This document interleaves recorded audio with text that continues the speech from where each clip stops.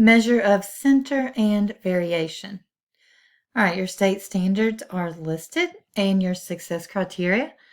Find and compare the measure of center of a data set.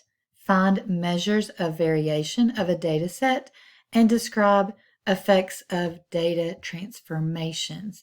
All right, so these are important that you come away from this lesson knowing how to do these things. Key ideas, you probably have heard these before. Make sure you know what they are and know the difference between them. The mean of a numerical data set is the sum of data divided by the number of data values. The symbol X bar represents the mean. So in your calculator, if we're using the calculator, this symbol is going to be important. So make sure you have this in your notes. X with a bar over it represents the mean. It's red X bar. The median of a numerical data set is the middle number when the values are written in numerical order. So that means they have to be listed in order. When a data set has an even number of values, the median is the mean of the middle two numbers. Mode, the mode of a data set, is the value or values that occurs the most often. There may be one mode, no mode, or more than one mode. All right, here's several vocabulary terms. You need to make sure that you have these in your notes. Even if you've seen some of these before, this is good practice to review these and make sure that you understand how to do it in the way that you're supposed to for the state standards given. All right, so vocabulary, a measure of center is a measure that represents the center or typical value of a data set. The mean, median, and mode are measures of center. So a measure of center can be found by looking at the mean, median, or mode, okay? So what represents the center or typical values in a data set? The mean of a numerical data set is the sum of data divided by the number of data values. The symbol represents the mean is red X bar. The median of a numerical data set is the middle number when the values are written in numerical order. When a data set has an even number of values, the median is the mean of the two middle numbers. The mode of a data set is the set of values that occurs the most often. An outlier is the data value that is much greater than or much less than the other values in a data set. A measure of variation is a measure that describes the spread or distribution of a data set. One measure of variation is the range. The range of a data set is the difference from the greatest value to the least value. And a data transformation is a procedure that uses a mathematical operation to change a data set into a different data set. Key ideas, data transformations using addition. When a real number, such as k, that's just a variable they're using here, when a real number is added to each value in the numerical data set, the measure of center of the new data set can be found by adding k to the original measure of center. The measure of variation of the new data set are the same as the original measure of variation. Data transformations using multiplication. When each value in a numerical data set is multiplied by a real number, such as k, again, that's just a variable they're using, but is multiplied by a real number where that number is greater than 0, so it has to be positive, the measures of center and variation can be found by multiplying the original measure by k. Example 1, finding and comparing the measures of center. An amusement park hires students for the summer. The students' hourly wages are shown in the table. Find the mean, median, and mode of the hourly wages. Which measure of center best represents the data? All right, so just looking at it, you see that these wages are all kind of similar except this one. So this one, I would say, may represent an outlier. But to begin with, we need to find the mean, the median, and the mode. All right, to find the mean, we need to take the 8 values that are given, add them up, and divide by 8. So let's do that. So we've got 1650 plus 875 plus 865 plus 910 plus 825 plus 845 plus 825 again plus 925. All right, so I take those values, I add them up, and then I see that there's 8 values here that I added up. So to find the mean, add up your values and divide by, let's see, divide by 8.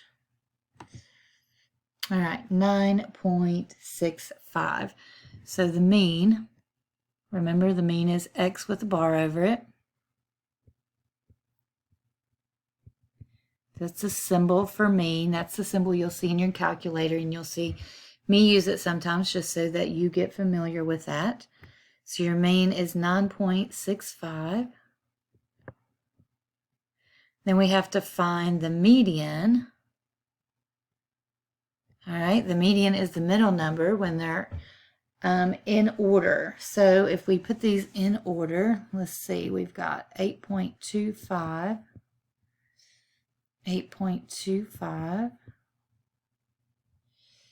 Next would be 8.45, 8.65, 8.75, 9.10, 9.25, and then 16.50. All right, so this student right here, I'd say he's very happy. 16.50, he's making a whole lot more, double than what some of these students are making. So whatever this student is doing, good for them. All right, anyways, back to the question. We're trying to find the median, so we got to find the middle value. When there's 8 of these, that means I have to take the middle 2 and divide by 2. So my middle 2 would be right here. Add those up and divide by 2. That would be 8.7. All right, so again, add those up, divide by 2. Your median is 8.7. And then the mode is the one that shows up the most often. The one that shows up the most often, you can see when these are in order, it makes it easier to see that. These top 2 here are the only 2 that are the same. So if you don't have any that are the same, there would not be a mode. It would be no mode. And sometimes you have more than one mode, but in this case we have one mode and it is 8.25. All right, so question A, or part A, says find the mean, the median, and the mode of the hourly wages. So the mean, the median, and the mode. Now it says which measure of center best represents the data. All right, so if you look, the mean, 9.65, that is higher than most of the data, and it's because the outlier, the 1650 here, skews it. So the mean would not be a good representation since it's higher than all but one of the hourly wages. The mode is at the bottom, okay? So the 2 least amount of hourly wages would be the mode. So in this case, the median would be the best representation. This one would be the best for this set of data because it's kind of in the middle here, and that's what you want. So remember, we're looking for the measure that measures the center the best. Okay, so that's why these are called measures of central tendency. All right. Example 2, removing an outlier. All right, consider the data in example 1. All right, so we were talking about amusement park student hourly wages for the summer. And it says identify the outlier. How does the outlier affect the mean, median, and mode? And describe one explanation for the outlier. All right, so looking at the data, I still believe 16.50 or $16.50 would be the outlier because it is significantly higher than the others.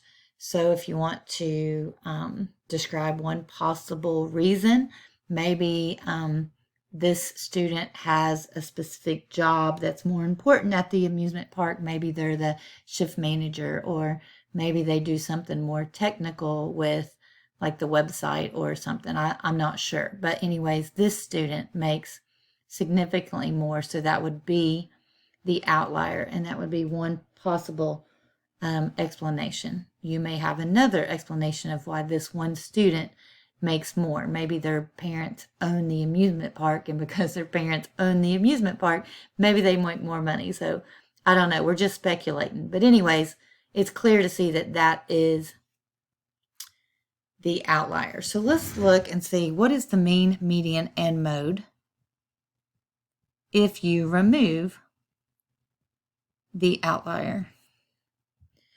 All right, so we're going to take, and now we're going to find the mean, median, and mode without, so we already added these up. So we got 77.2. So if I take 77.2 and subtract 1650, that gives me what these others are added up to be.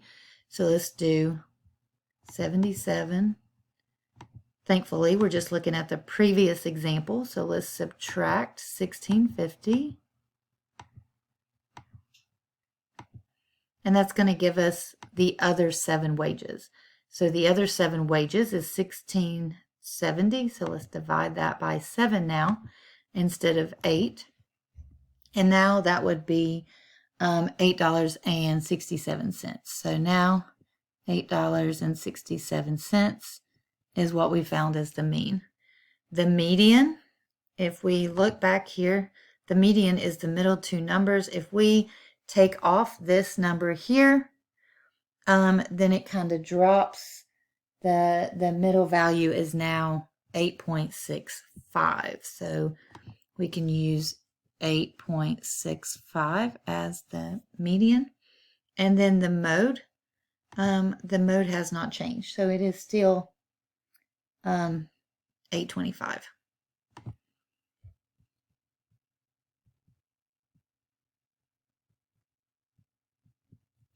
All right, so if we look now to see which example of this without the outlier, we have taken the outlier, kind of marked it out, not marked it out, but like not included that in our data set to see what happens. So how does it affect it? Well, you can see the mean went from 965 down to 867. Well, 867 falls right in here in the middle. All right, so the median, 865, and the mode didn't change. It's still the lowest number. So now you could say that probably the mean is the best measure of center if you take out the outlier. So if you look at the study tip, it says outliers usually have the greatest effect on the mean. Okay, so they may affect these other values, but the outlier, when you're taking the numbers, adding them up and dividing by that number, it's going to have the greatest effect on your average. All right, self-assessment. Pause the video, take a few minutes, and answer this. So you're supposed to identify the mean, median, and mode, identify the outlier, describe how it affects the mean, median, and mode, and describe one possible explanation for the outlier. And again, that's going to be kind of just you thinking about what would cause that one value to be much higher than the others or much lower than the others. All right, we're about to run out of time. So quickly, the mean would be 42,875, the median 38,000. There are 2 modes, $35,000 and $38,000. The 72,000 represents the outlier. That could be the manager. It could be, I don't know, again, the owner's son, whatever. Anyways, this one, it would be the outlier. So it would drastically change this if you dropped out the $72,000. All right, I will see you in the next one.